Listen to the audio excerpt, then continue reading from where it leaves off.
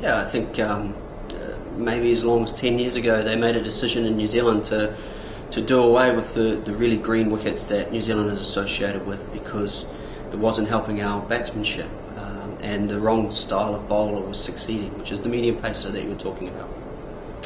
So I think as the wickets have got better to bat on, it means that you need to be faster and more accurate and everything, and more skillful with the ball, and I think we're starting to see that come through. Trent Boult, Tim Southee are both in the top 10, I think, I might have that right, in the world at the moment in Test cricket.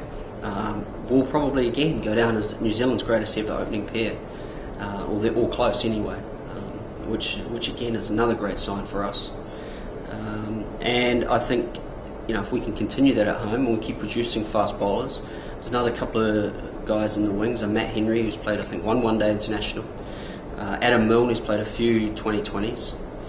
These guys coming through are genuinely talented and very good players, and as they play more, I think New Zealand again benefits. So I'm quite excited. I did a lot of commentary for our TV back in New Zealand last summer, and it was very enjoyable watching the way all of those guys played when they dominated the West Indies and then dominated India as well, which is no easy feat. And that was probably the peak of when I played, around that time.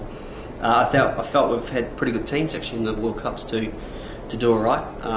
Unfortunately, we've been knocked out in semi-final stage, the last couple, by Sri Lanka, and that can happen. They're a good side, and we were playing pretty good cricket, and we beat South Africa in all 3 World Cups that I played. So we know that we were a good team at the time, but do we have the quality to win it? Maybe not. And the Australian teams of those 2000s were very strong. So we gave it everything as you do, and I think again, as I mentioned earlier, the New Zealand side have got another good chance, especially at home. They'll play a lot of games in New Zealand where the grounds are smaller, and the hitting of your team will become more important, I think.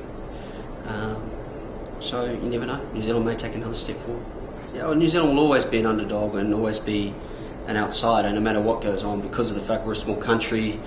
Rightly or wrongly, the cricket world focuses on India, Australia and England predominantly, and then everybody else depending on how they're going at the time. So I don't think that's going to bother any of those guys in the New Zealand dressing room right now. That's, if anything, it's a good thing.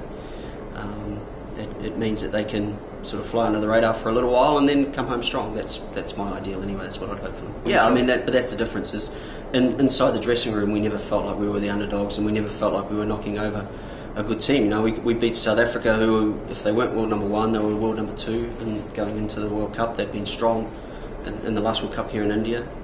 But we were delighted to draw South Africa in the quarterfinals because we knew we would beat them. They, of course, knew that they would beat us, but that was the level of confidence that the players in our dressing room had, that we were more than happy to draw the number 1 or number 2 team in the world because we felt we were good enough to beat them, and we did. I think it's a very strong side. I think if the all-rounders of Neesham and Anderson are playing well, I think it just gives balance to that team. At the moment, I think there is competition for places in that New Zealand side, which there hasn't been for a long time. We've had the Skills, we've had the Shane Bonds, we've had the Orams, McCullums and whatever. Kyle Mills has been a tremendous servant to New Zealand cricket, former world number 1. Yeah. He now is fighting for a spot, even though he's been tremendous for so long, with the Tim Southee, Trent Boult, Matt Henrys and Adam Milnes and co. So, the first battle for the New Zealand side, which hasn't been there, is to actually win a spot in that team for the World Cup. And that means that they'll be playing well at the time. So, the fact that the Kane Williamsons and Ross Taylors and McCullums and Guptill on his day in New Zealand as well are tremendous players. The only issue they may have is at the top of the order with the other spot. So whether they bring Jesse Ryder in, I don't really know. It might be an interesting one from a New Zealand perspective leading into that tournament.